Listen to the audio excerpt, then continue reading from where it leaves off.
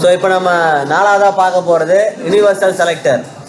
So இது என்ன பண்ணும் அப்படின்னா, நீங்கள் இந்த ஆஸ்ட்ரிக் சிம்பிள் செலக்டர் யூஸ் பண்ணுற இடத்துல ஆஸ்ட்ரிக் சிம்பிளை கொடுத்துட்டு ப்ராப்பர்ட்டி அதனுடைய வேல்யூ கொடுத்தா போதும். இதனால் நமக்கு என்ன கிடைக்கும் அப்படின்னா, இருக்கிற மொத்த கண்டென்ட்டுக்குமே நம்ம கொடுத்துருக்கிற இந்த ப்ராப்பர்ட்டியை அசைன் பண்ணிடும். ஓகேவா?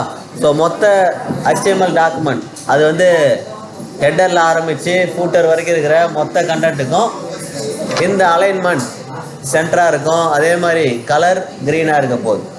ஓகேவா? ஸோ இதனுடைய எக்ஸசைஸ் என்ன அப்படின்னு பார்த்தீங்கன்னா, இங்கே பாருங்கள்.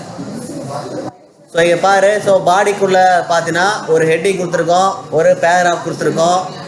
அதே மாதிரி இங்கே இன்னும் ஒரு பேராகிராஃபு, அதில் ஐடி வேல்யூ கொடுத்துருக்கோம். நல்லா கவனிக்க வேண்டியது என்னன்னு பாரு. இங்கே ஐடி ஈக்குவல்ட்டு பேரா 1ன்னு கொடுத்துருக்கோம். அடுத்தது இன்னொரு பேராகிராஃப், அதில் ஒரு வேல்யூ இருக்குது. இப்போ நான் யூஸ் பண்ணியிருக்க செலக்டர் ஐடி செலக்டர் கிடையாது, யூனிவர்சல்.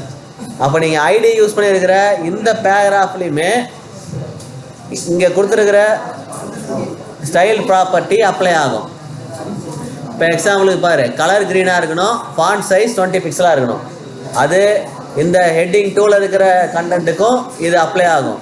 இந்த பேராகிராஃபில் உள்ள கண்டென்ட்டுக்கும் அப்ளை ஆகும். இந்த பேராகிராஃப்குள்ளே உள்ள ஐடி பேரா இதுக்கும் சேர்த்து இது அப்ளை ஆகும். ஓகேவா? ஸோ நான் ஐடி இங்கே டிக்ளேர் பண்ணியிருக்கேன், ஆனால் ஐடி எடுத்து இங்கே செலக்டரில் கொடுக்காதனால அந்த கண்டென்ட்டுக்குமே இந்த ப்ராப்பர்ட்டிஸ் அப்ளை ஆகும். ஓகேவா? ஸோ இதை டைப் பண்ணிவிட்டு செக் பண்ணி பாரு. யூனிவர்சல் செலக்டர் அதிகமாக யூஸ் பண்ணக்கூடிய செலக்டர் கிடையாது. ஏன்னா இதை மாதிரி யூஸ் பண்ணும்போது 1000 பேஜில் உள்ள எல்லா பேராகிராஃபு, எல்லா ஹெட்டிங்கு எல்லாத்துக்குமே இது அப்ளை ஆகிடும்.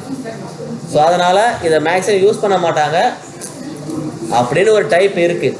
ஓகேவா? இருக்கிறதுனால அதை நம்ம பார்க்குறோம். இதை ட்ரை பண்ணி பாரு.